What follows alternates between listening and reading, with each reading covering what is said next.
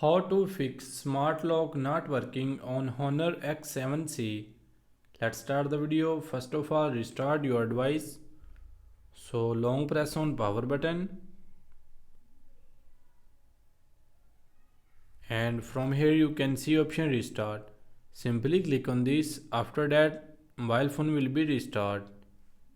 And after that, open settings app and go down, select apps. And again select apps, and from here search Google app. Click on this, and from here we have storage.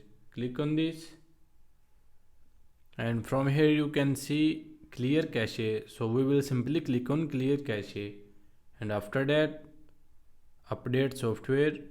So